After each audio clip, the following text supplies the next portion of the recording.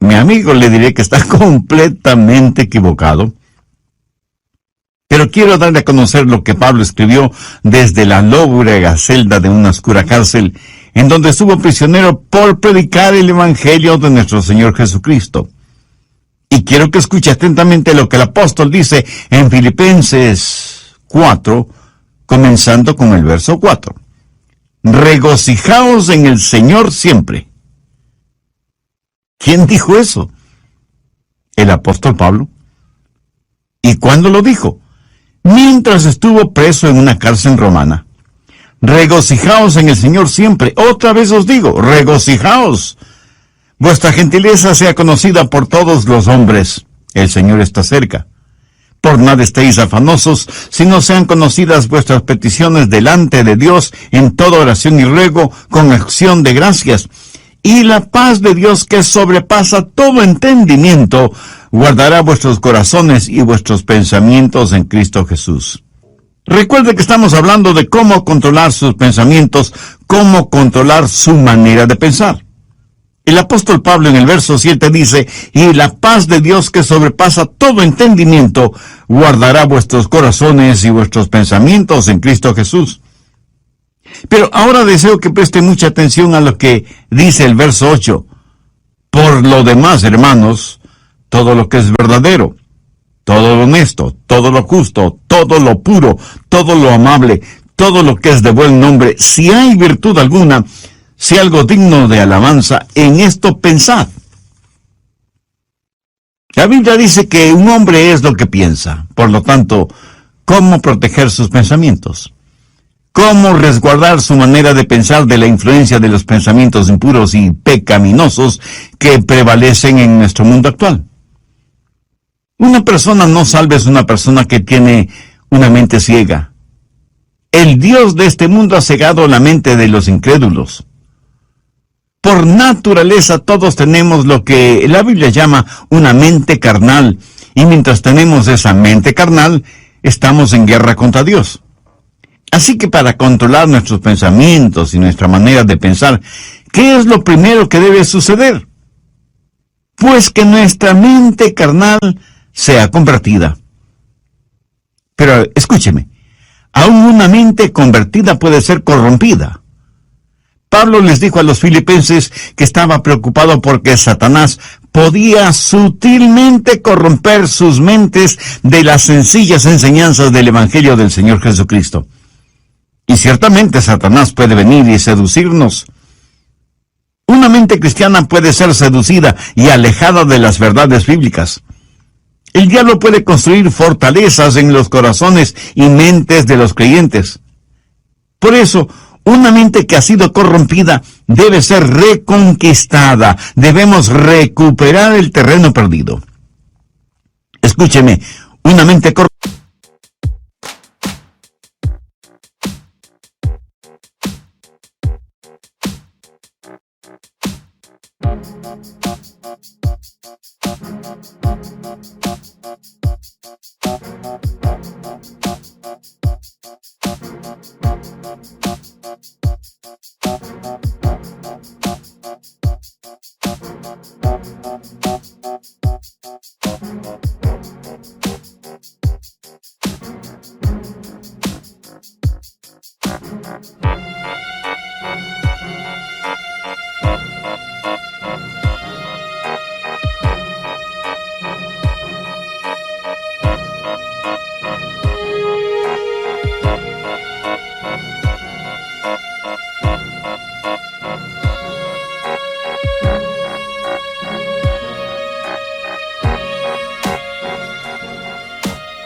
Corrompida que ha sido reconquistada tiene que ser controlada por Cristo. El Señor debe estar a cargo de nuestra mente y debemos aprender a escoger nuestros pensamientos, así como escogemos a nuestros amigos, si es que tuviéramos el suficiente sentido común de escoger solo buenos amigos. Debemos tener ciertos parámetros para saber la clase de pensamientos que debemos admitir en nuestra mente, y aquellos que debemos desecharlos en forma absoluta. Pero Pablo, cuando está listo para hablar de estos parámetros, primero presenta un contexto como base fundamental de lo que va a hablar. Y al preparar el escenario, Pablo habla de tres cosas. Primero, usted debe encontrar su gozo en el Señor. Note que en el verso 4 él no dice, regocijaos siempre. Hubiera sido una verdadera tontería si solo decía eso. Pero no es ninguna tontería cuando dice, regocijaos en el Señor siempre. O sea, les está diciendo a los filipenses que el verdadero gozo solo lo encontrarán en el Señor Jesucristo. Esto pone en evidencia que cada creyente que controla su manera de pensar tendrá un gozo, un regocijo consciente, continuo, conspicuo y contagioso, porque ese gozo está fundamentado, anclado en el Señor Jesucristo. Permítame compartir con usted algo muy personal.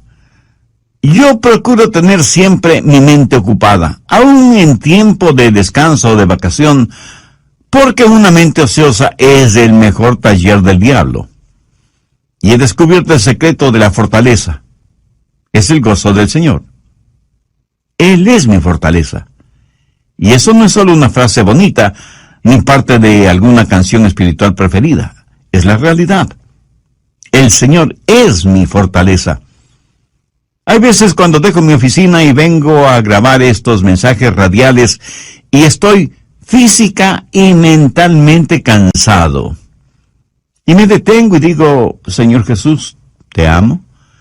Gracias por quien tú eres y lo que representas para mí. Tú eres en verdad mi fortaleza física, mental, espiritual y emocional. Y casi de inmediato siento el poder y la fortaleza que inunda mi cuerpo y sé, sin la menor sombra de duda, que el Señor es mi fortaleza. Y por eso me regocijo siempre en el Señor. Por favor, busque Juan 15:11. Estas cosas os he hablado para que mi gozo esté en vosotros y vuestro gozo sea cumplido. De paso, quiero decir que el gozo en Jesús es el único gozo que permanece. Si su gozo depende de alguna otra persona o de alguna cosa, ese es un gozo pasajero que no permanece.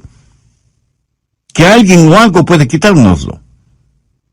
Yo me alegro de que el gozo de Pablo no era porque estaba en libertad.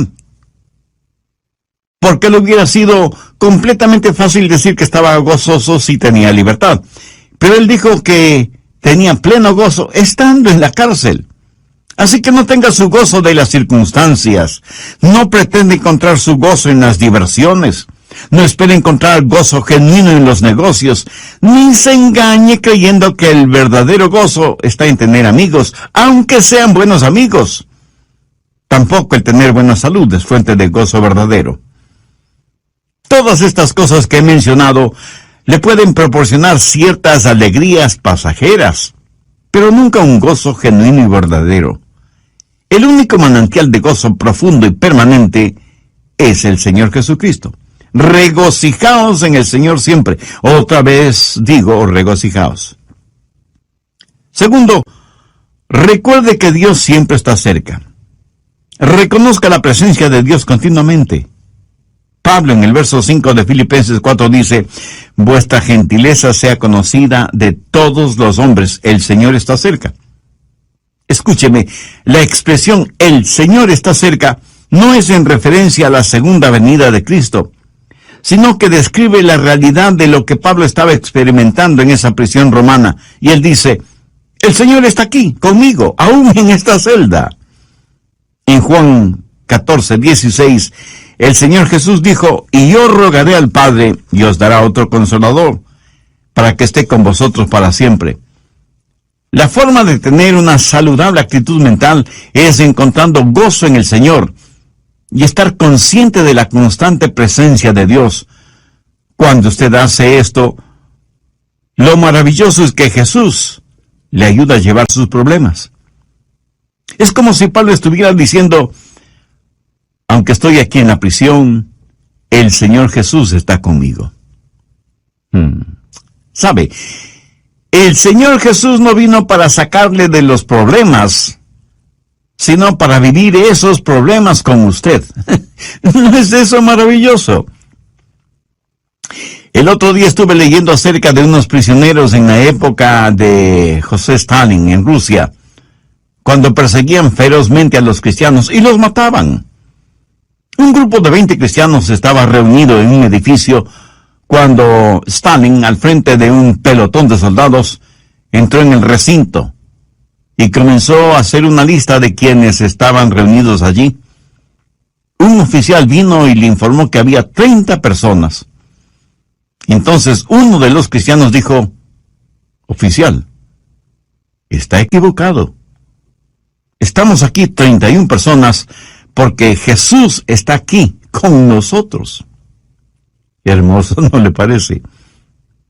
Tercero, rehúse el preocuparse por todo. Filipenses 4:6. Por nada estéis afanosos, sino sean conocidas vuestras peticiones delante de Dios en toda oración y ruego, con acción de gracias. ¿Lo captó? Por nada estéis afanosos. En el original griego esta frase conlleva la idea de algo que se desgarra. Y eso es exactamente lo que la preocupación hace, nos desgarra interiormente.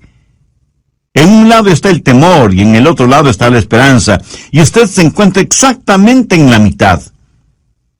¿Qué es lo que Pablo dice? Por nada estéis afanosos.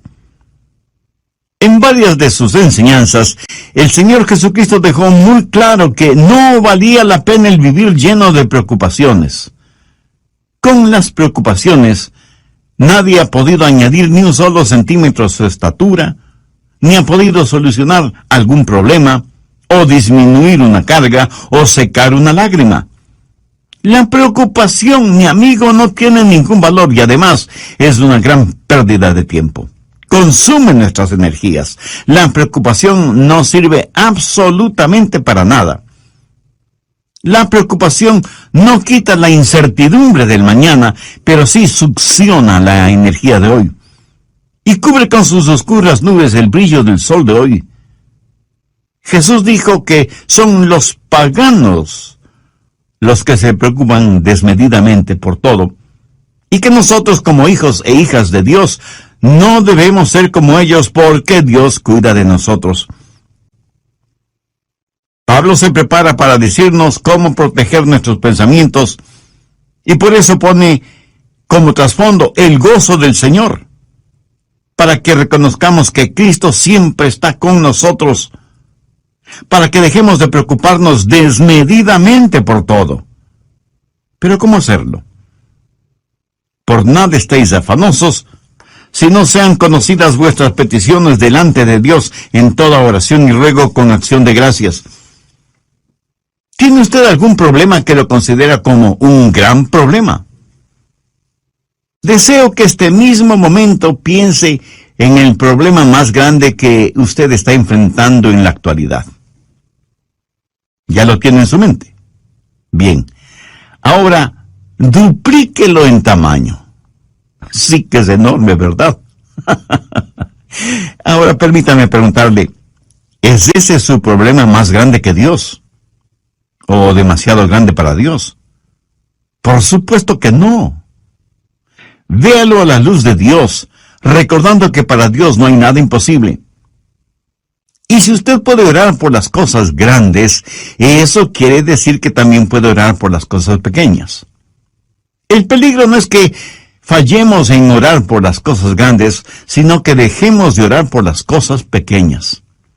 Por eso el consejo de Pablo es: sean conocidas vuestras peticiones delante de Dios en toda oración y ruego con acción de gracias. Cuarto, desarrolle un espíritu de gratitud. Esto es en preparación para que usted pueda revisar su manera de pensar. Puede evaluar sus pensamientos para saber si los deja o no entrar en su corazón y en su mente. Tenga un espíritu de gratitud. Ore acerca de todo y dé gracias a Dios por todo, lo grande y lo pequeño, lo que es importante y lo que parece insignificante. Deje que sus peticiones sean conocidas delante de Dios. No sé si se habrá dado cuenta, pero muchas veces nos quejamos cuando no deberíamos hacerlo. Déjeme contarle lo siguiente. Hace algún tiempo ya Viajaba en el automóvil de un amigo. Él iba manejando y yo le iba contando que nuestros hijos, unos estaban en una escuela privada, otros en el colegio y otros en colegios cristianos. Y me quejaba por el altísimo costo de la educación de nuestros hijos. Mi amigo me escuchaba y me observaba. De pronto dijo: daría cualquier cosa en el mundo si es que mi hijo pudiera ir al colegio. Y pensé, qué espíritu de ingratitud el mío. Mi amigo tenía un hijo rebelde, lo que generalmente decimos una oveja negra. Mi amigo estaba dispuesto a pagar cualquier cosa con tal que su hijo quisiera ir a estudiar. Y aquí estaba yo quejándome amargamente de cuán cara era la educación de mis hijos. Paradójico, ¿no le parece? ¿Alguna vez se ha quejado porque tiene que lavar o secar los platos? Hay muchas personas en muchos países del mundo que les gustaría tener platos aunque fueran sucios. ¿Me escuchó? Quiero decir que los platos sucios son una señal de que usted tuvo algo en qué comer.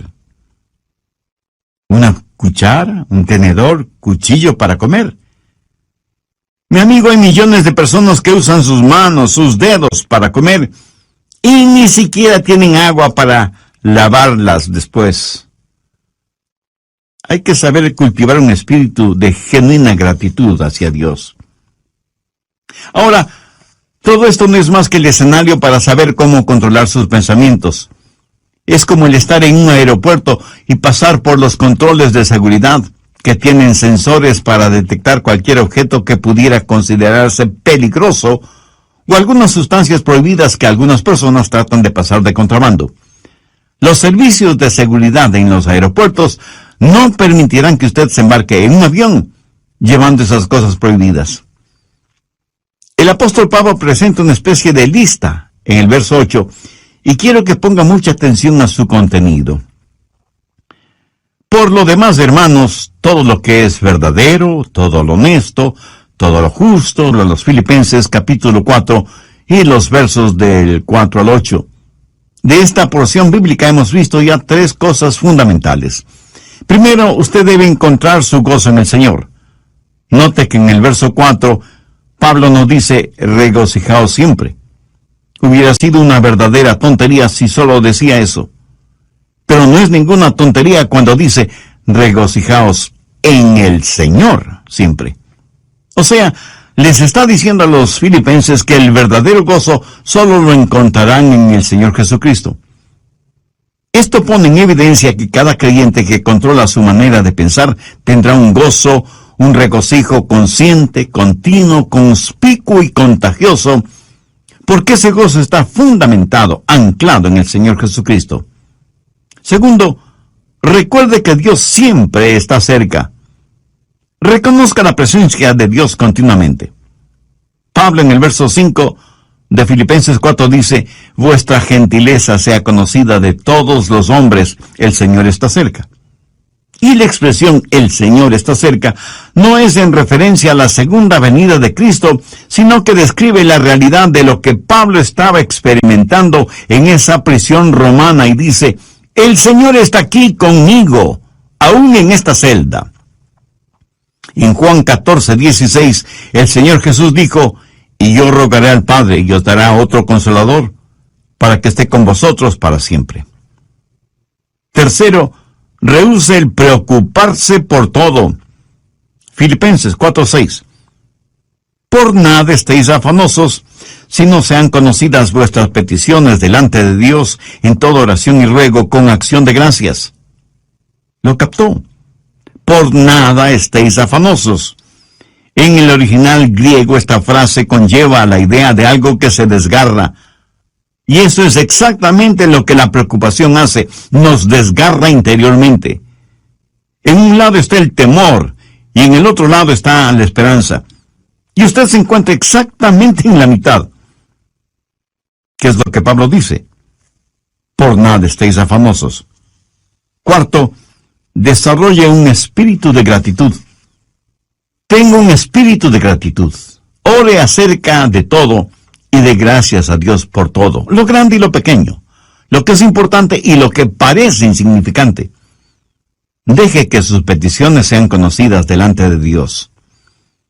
El apóstol Pablo presenta una especie de lista en el verso 8 y quiero que ponga atención a su contenido. Por lo demás, hermanos, todo lo que es verdadero, todo lo honesto, todo lo justo, todo lo bueno, todo lo amable, todo lo que es de buen nombre, si hay virtud alguna, si hay algo digno de alabanza, en esto pensad. Bien, ahora quiero que note algunas cosas muy importantes. Primero, la prueba de la dependencia o confianza. Aquí debemos hacernos algunas preguntas. ¿Es verdadero? ¿Puedo confiar en eso? ¿Puedo depender de eso? Todo lo que es verdadero. ¿Sabe que vivimos en una generación que no pregunta si algo es verdadero? La pregunta importante en nuestros días es, ¿trabaja? ¿Da resultado? No deje que ninguna cosa prohibida penetre en los recintos de su mente y que cómodamente se instale allí. No la absorba en su corazón, ni la haga parte de su filosofía de la vida. Si algo no es genuino o verdadero, no permita que sea parte de su forma de pensar. Evalúelo todo de acuerdo a la Biblia, que es la fuente primordial de la verdad.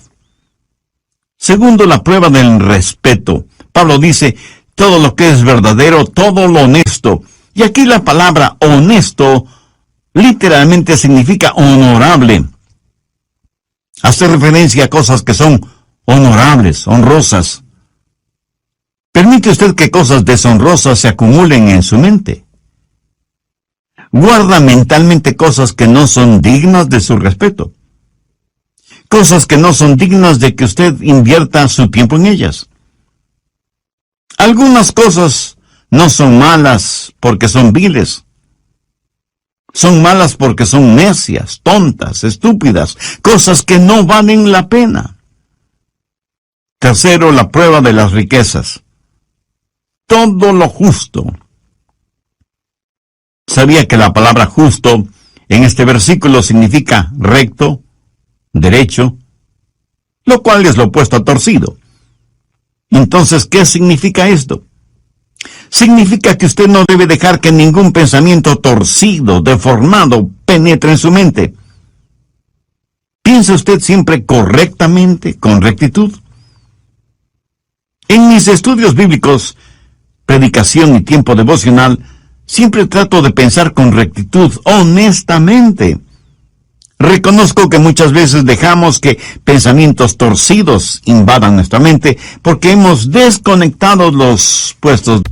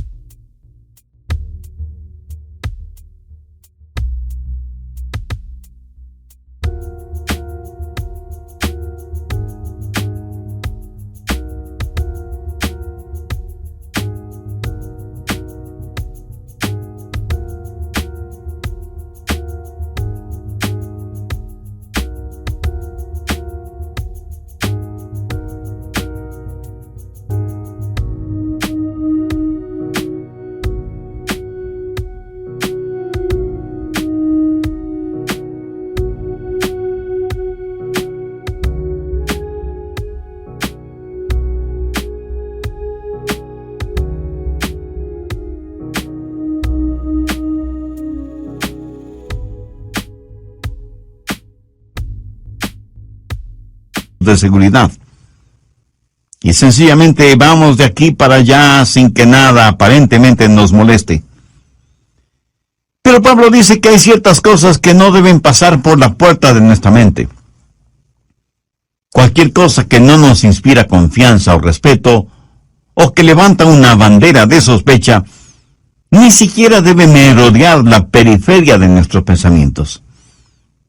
El apóstol también hace mención a todo lo puro, y puro significa algo que está libre de cualquier contaminación, algo libre de manchas o suciedad.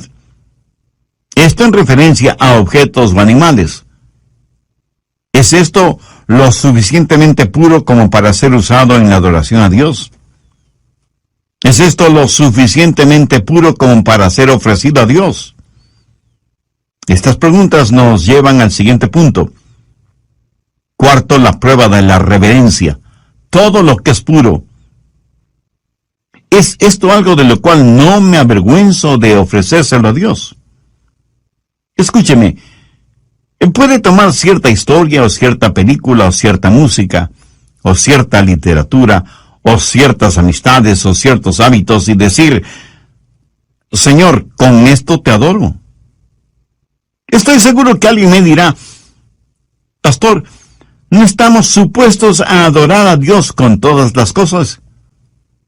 Mi amigo, si piensa así, está tremendamente equivocado, porque la verdad es que debemos adorar a Dios con todas las cosas. Por favor, busque 1 Corintios 10:31. Si pues coméis o bebéis o hacéis otra cosa, hacedlo todo para la gloria de Dios. Ahora piense por un momento. ¿Son sus amistades, sus pasatiempos, su trabajo y aún su propia familia algo con lo cual usted podría decir, Señor, te lo ofrezco a ti? Hace algún tiempo estuve en una conferencia bíblica en otra ciudad y tuve la oportunidad de ver la cadena de montañas conocida como Montañas Azules. Justo en la estación del año, cuando las hojas de los árboles se vuelven amarillas, rojas, azules, doradas y en fin, tienen todos los colores del arco iris. Mi esposa y yo nos quedamos asombrados y maravillados de ver la creación de Dios en toda su espléndida belleza. Y me acuerdo que dije, Señor, esta es una extraordinaria experiencia que me mueve a adorarte más y más.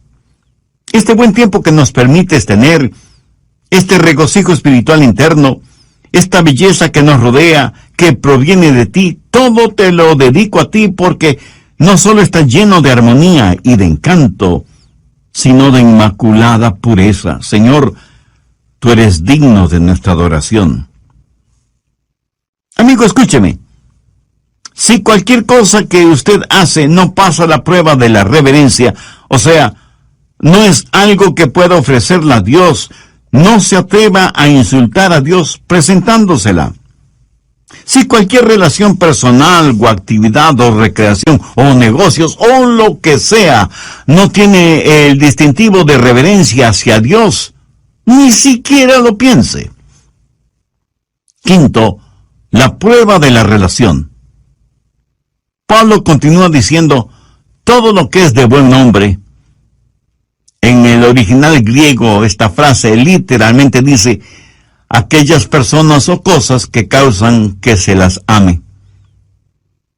¿Qué es lo que causa que usted ame?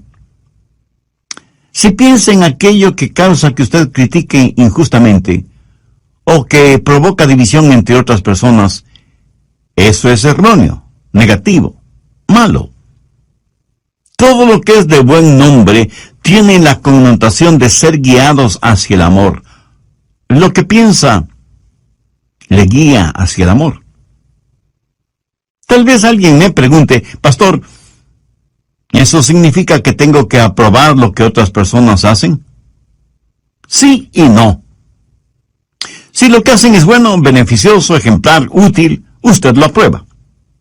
Si es algo negativo, perturbador, divisivo o destructivo, por supuesto que usted no debe aprobarlo.